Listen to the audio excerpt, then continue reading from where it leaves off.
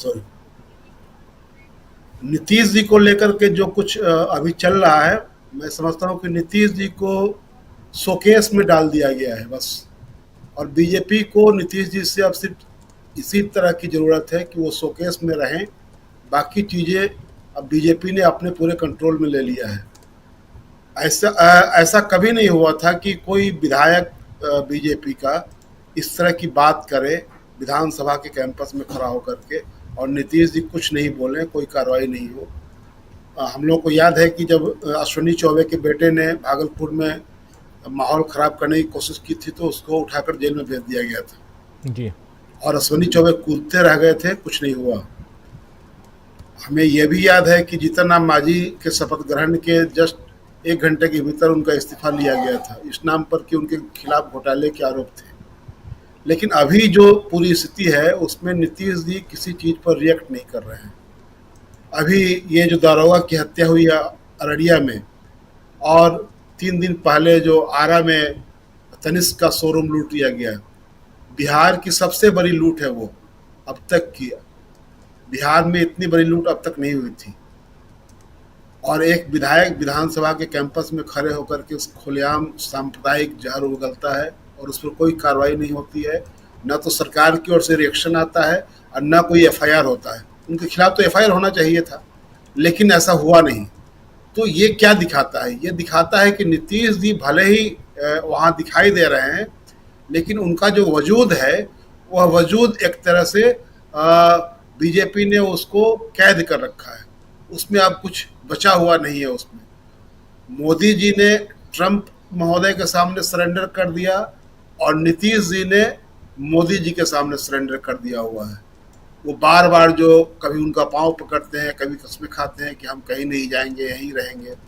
तो इनकी जो इनकी जो कसम खाने की जो पूरी लंबी फहरिस्त है, कितनी बार ये कसम खाए हैं, कितनी बार इन्होंने पाँव छुए हैं, तो उसको साफ साफ दिखाता है कि आज की तारीख में वो बीजेपी के पूरे नियंत्रण में आ गया है। और सरकार यहाँ निश्चित रूप से बीजेपी ही चला रही है, सरकार यहाँ राजभवन चला रहा है। नीतीश जी उसमें बिल्कुल एक इंस्ट्रूमेंटल हैं, उनकी इससे अधिक कुछ वक़्त दिखाई नहीं देती है। आपको आश्चर्य होगा कि अभी पूरा मामला वो सबको जानकारी है, आपको भी जानकारी होगी कि जी। बीजेपी के जो ये आरजेडी के जो सांसद हैं सुधाकर सिंह, उन्होंने प्रेस कॉन्फ्रेंस करके जो बात सामने रखी कि कैसे जो वित्त विभाग के प्रधान सचिव और मुख्यमंत्री के प्रधान सचिव जो आपस में रिश्ते में साले बहनोई हैं, दोनों ने मिलकर के 25 करोड़ रुपए दीपक कुमार की बेटी की कंपनी को दे दिए, और उसको लेकर के कोई सरकार की तरफ से कोई अब तक जवाब नहीं आया है। वित्त विभाग जो है सम्राट चौधरी संभाल रहे हैं। तो आप समझ लीजिए सरकारी खजाने का किस तरह इस्तेमाल हो रहा है कि अपने पुत्र और पुत्रियों को उपकृत करने के लिए सरकार के अंदर बैठे हुए लोग, और जो नीतीश जी के सबसे करीब हैं, दीपक कुमार के बारे में कहा जाता है कि वो डिफैक्टो चीफ मिनिस्टर हैं। जो गैंग ऑफ 4 की जो बात होती है उसमें दीपक कुमार का भी नाम आता है, संजय झा, ललन सिंह, विजय चौधरी, अशोक चौधरी और दीपक कुमार। तो इतना बड़ा कुछ होता है, लेकिन नीतीश जी की तरफ से कुछ नहीं होता है। मैं समझता हूँ कि नीतीश जी अपने उरूज के दौर में अगर होते तो दीपक कुमार कब के नप गए होते। अब समझिए कि ये खेल करने के लिए कितना बड़ा खेल हुआ था कि लोकेश कुमार को वित्त विभाग में लाया गया प्रधान सचिव बना करके, और 1 सप्ताह के भीतर उनका तबादला कर दिया गया था और आनंद किशोर को लाकर बिठाया गया था। तो साले बहनों मिलकर के ये खेल कर रहे हैं, लेकिन नीतीश जी कुछ नहीं कर पा रहे हैं। तो अब जो पूरा सीन दिखाई दे रहा है उसमें ये लग रहा है कि नीतीश जी आज की तारीख में जो शोकेस में महदूद हो गए हुए हैं, उससे बाहर तो निकलेंगे नहीं। दूसरी बात यह है कि जो उनकी पार्टी का जो हश्र मुझे दिखाई दे रहा है कि उसमें कोई उनके पास कोई हार्ड बार्गेनर नहीं है आज की तारीख में। नीतीश जी तो कुछ कोई बार्गेन नहीं कर सकते। लोकसभा चुनाव को भूल जाइए, जब उस समय इनको बराबर की सीट मिल गई थी, वो वक्त ऐसा था कि जिस समय बीजेपी को लग रहा था कि हमारे खिलाफ पूरा माहौल है और हमारी वापसी मुश्किल है। इस वजह से उन्होंने नीतीश जी को खुश करने के लिए सीटें दे दी उस तरह की। लेकिन जो बीजेपी ने जो कमबैक किया है, उस कमबैक के बाद अब नीतीश जी को वो ठेंगे पर रखे हुए हैं जी। और यही वजह है कि उस विधायक की किसी पार्टी की ओर से कोई आलोचना नहीं हुई। हुआ ये कि जेडीयू के प्रवक्ताओं ने उसका बचाव किया, इस तरह का खतरनाक और सांप्रदायिक बयान देने वाले बीजेपी के विधायक का बचाव जेडीयू के प्रवक्ताओं ने किया। और तब आप समझ आइए कि बीजेपी के लोग क्या करेंगे उनका। तो ये जो मैं कह रहा हूँ कि जो पूरा माहौल जो है, जो जिस तरह से इसको किस तरह से सांप्रदायिक ध्रुवीकरण किया जाए, उसकी कोशिश तो हो ही रही है।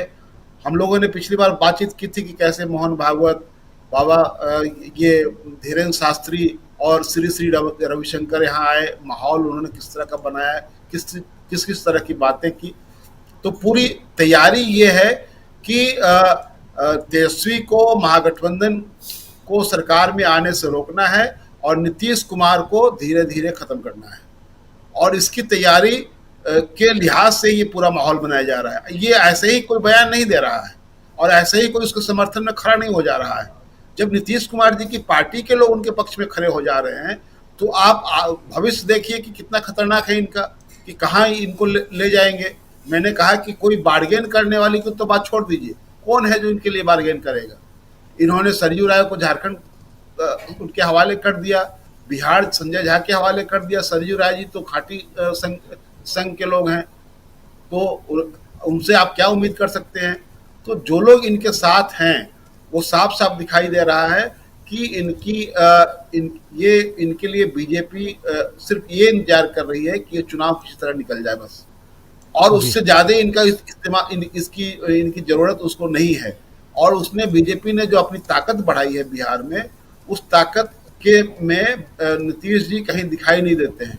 उसके खिलाफ जो संयुक्त विपक्ष है, वो कितना मजबूती से लड़ेगा, ये देखने वाली बात होगी।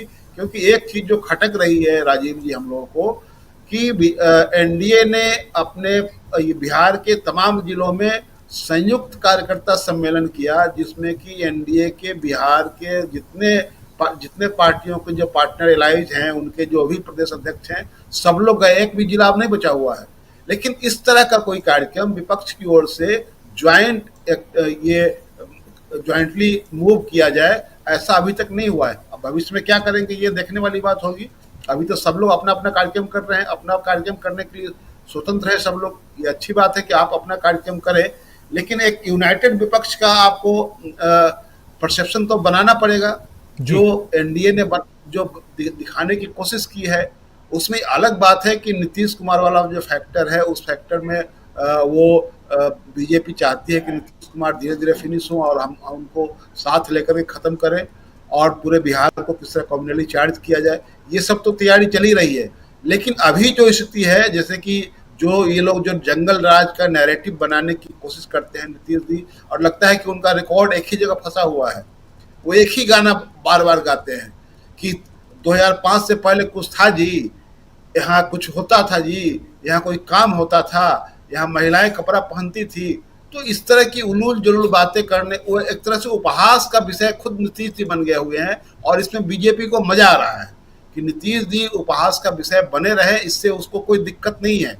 वो इससे जनता में एक तरह से उसके लोग जो है ये बताते हैं कि देखिए नीतीश जी तो अब इतनी बार मुख्यमंत्री रहे, हम लोगों ने उनको कम सीट होने के बावजूद मुख्यमंत्री बनाया, अब हम लोग को मौका मिलना चाहिए। ये तो प्रचार चल रहा है, आरएसएस के लोग पूरा गांव गांव घूम करके ये प्रचार कर रहे हैं।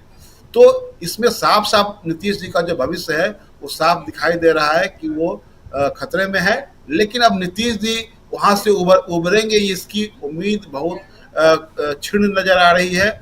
और इसमें लेकिन बीजेपी की जो तैयारी है राजीव जी, एक राजनीतिक तैयारी जिस तरह की है, जिस तरह की सांप्रदायिक ध्रुवीकरण की तैयारी है, और दूसरे जो मशीनरी का इस्तेमाल करना है, अभी वो बहुत सारे बड़े पैमाने पर डीएसपीज का तबादला हुआ है, और उसमें जो सामाजिक समीकरण है उसको देखने से ये साफ साफ लगता है कि ये किस तरह से पुलिस नेटवर्क को अपने पक्ष में करना है, ये तैयारी की गई है। और आप जानते हैं कि कैसे चुनाव में कहाँ वोटिंग को स्लो करवा देना है, कहाँ तेज करवा देना है, कहाँ मतदाताओं को खदेड़ देना है। ये सारी तैयारी ये बीजेपी के इलेक्शन ये मशीनरी की तैयारी इसी तरह होती है, और ये आजमाया हुआ उनका फैक्ट है। तो हरियाणा में उन्होंने आजमाया, यूपी के बाई इलेक्शन में आजमाया, महाराष्ट्र में आजमाया, तो बिहार में क्यों नहीं आजमाएंगे। ऐसा थोड़ी है कि बिहार को छोड़ देंगे। तो जो तैयारी उनकी है, उस तैयारी का मुकाबला करने के लिए मुझे लगता है कि जो विपक्ष है उसको एक संयुक्त रूप से सामने आकर के बड़ा कोई राजनीतिक कार्यक्रम 6 महीने अभी बचा, 7 महीना बचा